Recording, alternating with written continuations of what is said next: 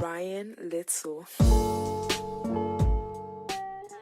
Moi, j'ai démarré ma carrière à la fin des années 80, principalement, en m'intéressant à de la simulation et en particulier à des choses qui s'appelaient à l'époque le calcul haute performance, c'est-à-dire l'utilisation de très grosses machines pour résoudre des problèmes numériques, en physique d'ailleurs en particulier, par du calcul sur des machines qui sont à plusieurs milliers de processeurs. C'est des méthodes d'organisation des programmes de calcul assez originales. En fait, on inventait un peu à l'époque la manière de programmer ces machines qui était issue de la recherche directement, hein. Et là, on abordait pour la première fois les machines parallèles massives. Donc il y avait tout à inventer. Et donc moi, j'ai fait une thèse, en fait, sur ce genre de problématique en me posant la question de, 1, comment les programmer? Quels étaient les problèmes, scientifiques qui passaient bien dessus? Et deuxièmement, comment faire des architectures, une architecture efficace, en fait? Comment revoir un peu la manière de structurer les machines pour ce genre de problème?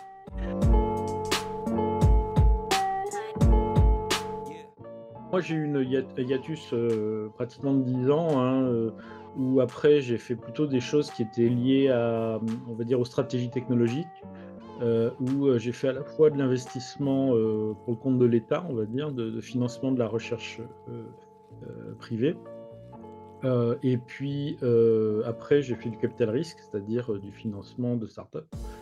Et au milieu des années 2000, j'en avais un peu assez de regarder les autres faire des choses qui m'intéressaient.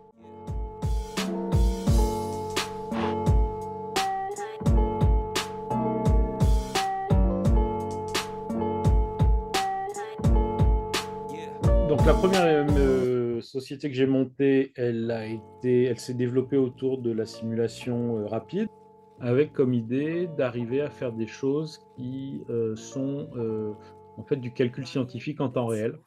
Faire ce qu'on appelle de la réduction de modèles, mais qui arrive aujourd'hui à résoudre des équations, alors on va pas dire temps réel, mais avec des calculs de quelques secondes, là où avant, des calculs exacts prenaient, plusieurs heures, voire plusieurs jours. Et moi, j'ai remonté une société, en 2015 pour faire, heu, en fait, de l'engineering de grands projets informatiques, de développement logiciel dans des environnements cloud, en particulier AWS, pour, construire, intégrer des services de tout type, depuis le professionnel jusqu'au grand public, faisant appel principalement à du traitement de données, de l'IA, Mmh. dans à grande échelle. Et on touche un peu à tout ce qui est à la mode, d'une part parce que ça a un beau côté vendeur, hein, faut pas se tromper.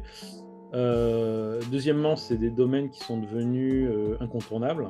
C'est-à-dire qu'aujourd'hui, le moindre site internet est devenu finalement un assemblage de services qui tournent de manière concurrente et qui, utilisent des ressources qui sont un petit cluster de calcul.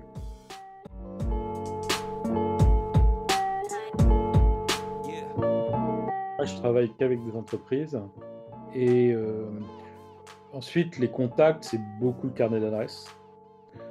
C'est-à-dire que c'est des gens qui me connaissent, heu, qui, veulent lancer un projet spécifique sur lequel ils n'ont pas les compétences souvent, notamment dans ces domaines, là, et qui me demandent de les épauler, de venir encadrer leur équipe interne, ce que je fais sur 1 an ou 2. Et puis après, bah, soit on continue un peu, mais essentiellement, j'essaye de leur transférer de la compétence, de manière à ce qu'ils aient leur propre, développeur en interne.